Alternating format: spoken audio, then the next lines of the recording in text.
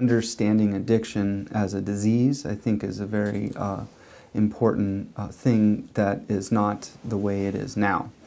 So in my field, we see the problem of addiction as very much a biological disease, an organic disease of the brain.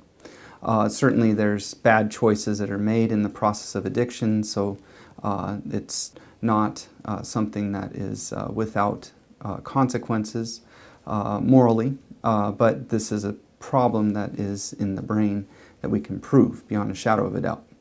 And I think that there's just some basic science that doctors need to know about, because they don't know that it is very compelling, that this problem is very clearly a matter of structurally different brain and a chemically different brain. And some brains can't become addicted and other brains are just primed for addiction. When we understand it in that way, I think we see it as a chronic condition that can be treated rather than just somebody making poor decisions and can't make a better decision. I get a lot of misunderstanding, not just in the regular general community, but even in the medical field, that using medications such as buprenorphine to treat the addiction problem is treatment in and of itself. There's a lot of misunderstanding that this medication is just a perpetuation of an addiction problem, and that's not what's going on with that treatment.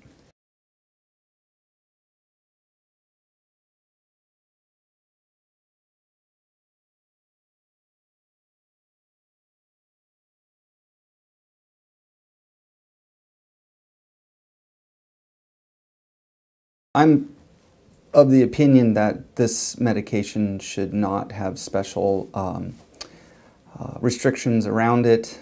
In the long run, I think it will be better for the patients and also better for the well-being of the public health if the restrictions were taken off this medicine.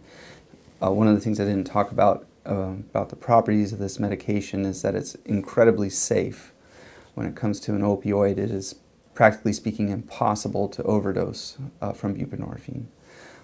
So we have no restrictions on other opioids, so I can prescribe as much morphine as I want, basically. If somebody comes in and stubs their toe, there's no restrictions on what I can do. I could prescribe a huge dose of morphine to somebody for that.